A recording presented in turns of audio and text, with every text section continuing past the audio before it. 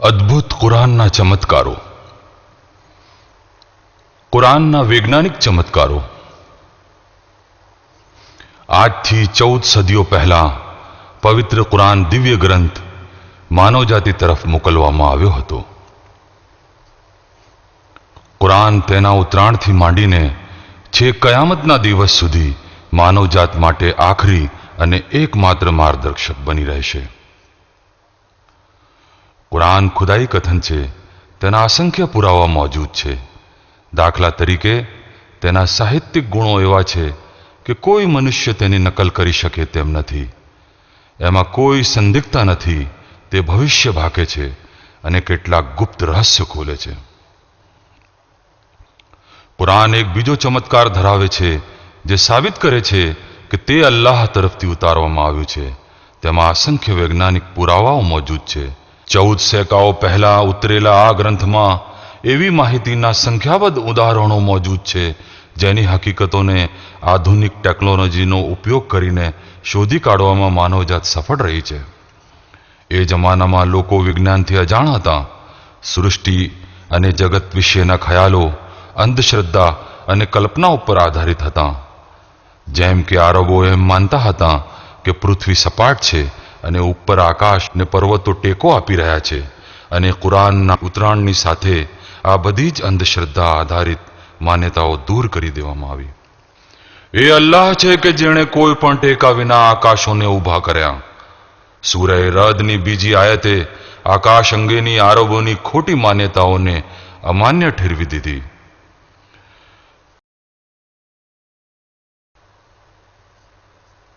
આ જગતની રચનાથી માંડીને માનવીનું સર્જન, વાતાવરણના માળખાથી માંડીને પૃથ્વીનું સંતુલન, જેમના વિશે એ જમાનાનો કોઈ માણસ જાણી શકતો ન હતો, એવા અનેક મોટા મોટા વિષયોની ઉપર કુરાન માહિતી ધરાવે છે.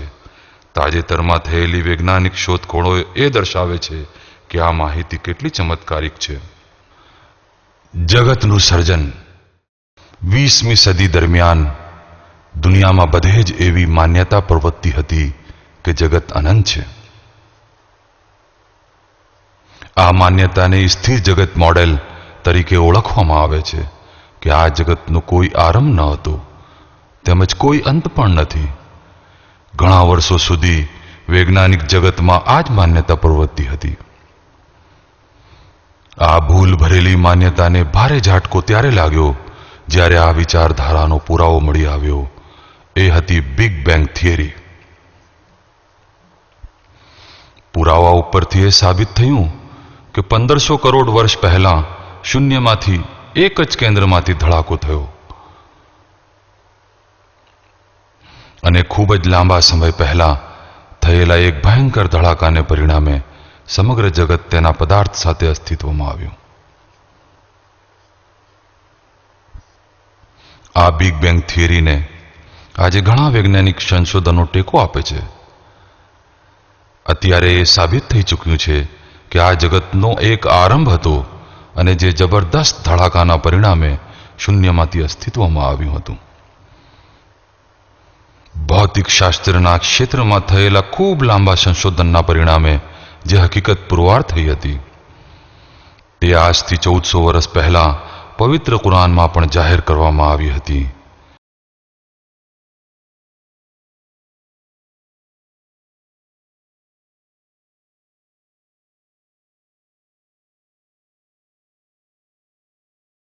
તેણે શૂન્યમાંથી આકાશો અને ધરતીનું સર્જન કર્યું. સૂરહ અનામ આયત નંબર 101.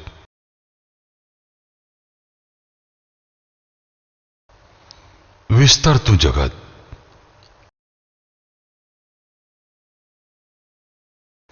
આધુનિક સમયની પ્રગતિ પામેલી ટેકનોલોજી, નિરીક્ષણ અને ગણતરીના આધારે કરવામાં આવેલા સંશોધનોએ આ જગત વિશેના ઘણા રહસ્યો ઉપરથી પડદો ઉચક્યો છે. એમાંની એક હકીકત એ છે કે આ જગત સતત વિસ્તરી રહ્યું છે. વિસ્તરણનો આ વિચાર સૌપ્રથમ 20મી સદીના પ્રારંભમાં વ્યક્ત કરવામાં આવ્યો હતો. એલેક્ઝાન્ડર ફ્રીડમેન નામના એક રશિયન ભૌતિકશાસ્ત્રી અને જ્યોર્જીસ લિમેત્તર નામના બેલ્જિયમના વિશ્વ વિજ્ઞાન શાસ્ત્રી કોસ્મોલોજિસ્ટે ગણતરી કરીને એક થિયરી વિકસાવી કે આ જગત સતત રીતે ગતિ કરી રહ્યું છે તેમજ વિસ્તરી પણ રહ્યું છે. 1929માં થયેલા એક નિરીક્ષણાત્મક અભ્યાસનો ઉપયોગ કરીને આ પ્રસ્તાવ ઉપર મહોર મારવામાં આવી હતી.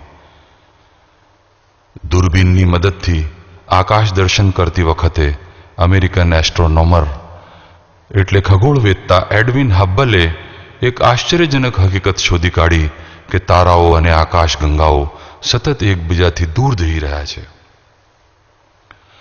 એસ્ટ્રોનોમીના ઇતિહાસમાં આ શોધને સૌથી મોટી શોધોમાંની એક શોધ માનવામાં આવે છે. આ જગતમાં દરેક વસ્તુથી સતત દૂર જઈ રહી છે. તેનો મતલબ એ છે કે જગત સતત વિસ્તરી રહ્યું છે. આ જગતમાં આવેલા મહાકાય પદાર્થો જાણે એક ફુગ્ગાની સપાટી ઉપરના બિંદુઓ છે કે જે ફૂલાવાઈ રહ્યા છે. ફુગ્ગાને જેટલો ફૂલાવવામાં આવે તેટલી તેની સપાટી ઉપરના બિંદુઓ એકબીજાથી વધુ ને વધુ દૂર જાય છે. એવી જ રીતે અવકાશી પદાર્થો પણ જેમ જેમ આ જગત વિસ્તરે છે તેમ તેમ એકબીજાથી દૂર ને દૂર જતા જાય છે. 1400 વર્ષ પહેલા જ્યારે કુરાન ઉતારવામાં આવ્યું હતું ત્યારે કોઈ ટેકનોલોજી હતી નહીં, ન તો ખગોળશાસ્ત્ર જ અસ્તિત્વમાં હતું. એ સમયે આ હકીકત વિશે કોઈ જાણતું ન હતું. આમ છતાં કુરાનની આયતોમાં સ્પષ્ટપણે વર્ણન કરવામાં આવ્યું હતું કે આ જગત વિસ્તરી રહ્યું હતું. અને એ અમે જ છીએ કે જેણે આકાશોને શક્તિ સાથે સર્જ્યા, અને હકીકતમાં એ પણ અમે જ છીએ જે તેને ધીમે ધીમે વિસ્તારી રહ્યા છીએ. સૂરે અઝ-ઝારિયાત આયત નંબર 47. માટીમાંથી સર્જન. માનવ શરીર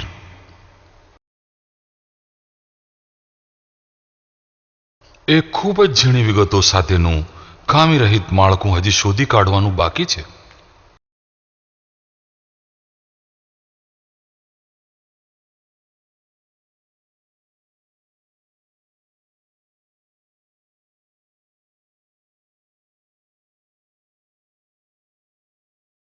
આજની અદ્યતન ટેકનોલોજીનો ઉપયોગ કરીને વૈજ્ઞાનિકો જે સંશોધન કાર્યમાં વ્યસ્ત છે અને તેમણે માનવ શરીર વિશે જે આશ્ચર્યજનક પરિણામો મેળવ્યા છે એમાંથી એક શરીરના કોષોને લગતો અભ્યાસ છે. જીવિત માંસપેશી 26 જેટલા અલગ અલગ તત્વો ધરાવે છે. આમાંથી સૌથી સમાન 6 તત્વો છે: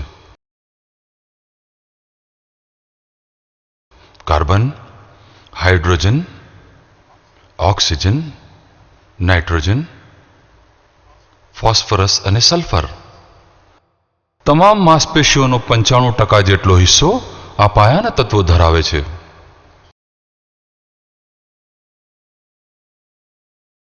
કુરાનમાં જાહેર કરવામાં આવેલી માહિતી માટે આ એક મહત્વપૂર્ણ વૈજ્ઞાનિક પુરાવો પૂરો પાડે છે કે માનવીનું સર્જન માટીમાંથી થયું છે.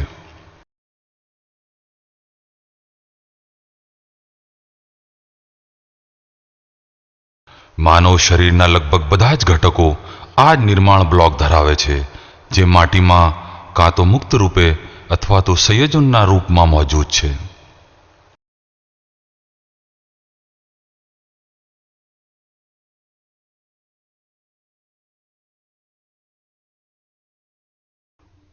તારા માલિકે ફરિશ્તાઓને કહ્યું, હું માટીમાંથી એક માનવીનું સર્જન કરવા માંગુ છું. હું જ્યારે તેને આકાર આપી દઉં અને તેની અંદર મારી રૂહ ફૂંકી દઉં ત્યારે તમે તેની સમક્ષ સિજદામાં પડી જજો. સૂરે સ્વાદ આયત નંબર 71 અને 72. બીજી એક આયતમાં અલ્લાહ તાલા ફરમાવે છે કે અમે માનવીને માટીના સત્વમાંથી સર્જ્યો છે. આયતમાં આવતા અરબી શબ્દ સુલાલાનો અનુવાદ સત્વ કરવામાં આવ્યો છે, જેનો અર્થ પ્રતિનિધિત્વ ધરાવતું ઉદાહરણ અથવા સત્વ થાય છે. આજથી 1400 વર્ષ પહેલા કુરાનમાં જાહેર કરવામાં આવેલી એ વાતને સમર્થન આપે છે કે જે આજે આધુનિક વિજ્ઞાન પણ આપણને જણાવે છે. એટલે એ હકીકત કે જમીનમાં જે તત્વો મોજૂદ છે તે જ તત્વોનો ઉપયોગ માનવીનું સર્જન કરવા માટે કરવામાં આવેલો છે. આંગળાની છાપમાં છુપાયેલી ઓળખ.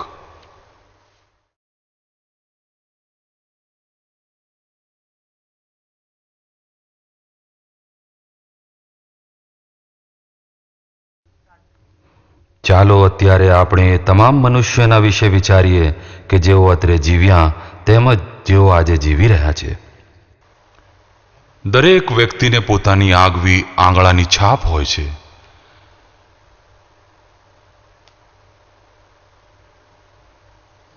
એક જ ડીએનએ ક્રમ ધરાવતા બે જોડિયા માણસોની આંગળાની છાપ અલગ હોય છે.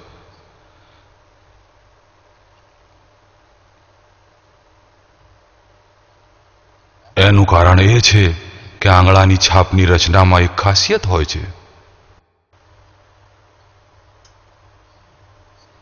જન્મ પહેલા જ આંગળાની છાપ તેનું આખરી આકાર ધારણ કરી લે છે અને કોઈ કાયમી ગુમડું થાય તે સિવાય જીવન પર્યંત તે એવી ને એવી જ રહે છે. એટલા માટે આંગળાની છાપને ઓળખના ખૂબ જ મહત્વના પુરાવા રૂપે સ્વીકારવામાં આવે છે, કારણ કે એ છાપ તેના માટે આગવી હોય છે. છેક 19મી સદીના અંત ભાગમાં વૈજ્ઞાનિકોએ આ મહત્વની વાત શોધી કાઢી. પણ કુરાનમાં અલ્લાહ તાલા આંગળાની છાપ તરફ ઇશારો કરે છે કે તેની તરફ એ જમાનામાં કોઈનું ધ્યાન ગયું નહોતું અને તે એના મહત્વ તરફ આપણું ધ્યાન દોરે છે.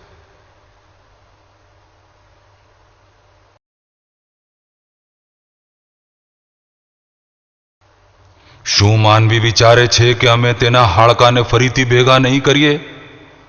હા, અમે તેના આંગળાના ટેરવા પણ પૂરા ક્રમમાં એકત્ર કરવા માટે સમર્થ છીએ. સૂરહ અલ કિયામા આયત નંબર 3 અને 4.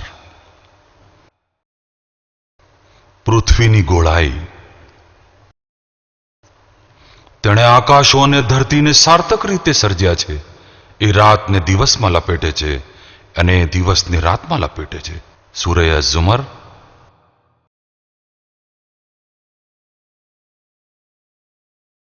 આયતમાં આવતો અરબી શબ્દ યુકવ્વિરનો અનુવાદ લપેટવું કરવામાં આવ્યો છે.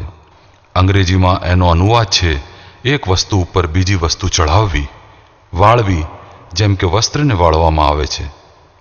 રાત અને દિવસના એકબીજાને લપેટવા વિશે આયતમાં જે માહિતી આપવામાં આવી છે તેમાં પૃથ્વીના આકારની ચોક્કસ માહિતીનો સમાવેશ થાય છે. જો પૃથ્વી ગોળ હોય તો જ એ સાચું હોઈ શકે. જો કે એ જમાનામાં એવું માનવામાં આવતું હતું કે આ પૃથ્વી એક સપાટ મેદાન છે. પૃથ્વી ગોળ છે એની કોઈને ખબર ન હતી. પવિત્ર કુરાન અલ્લાહનું કલામ છે. તેના માટેના અનેક પુરાવામાંનો એક પુરાવો એ છે કે પૃથ્વી ગોળ છે, જે એ જમાનામાં કુરાનમાં જાહેર કરવામાં આવ્યું હતું.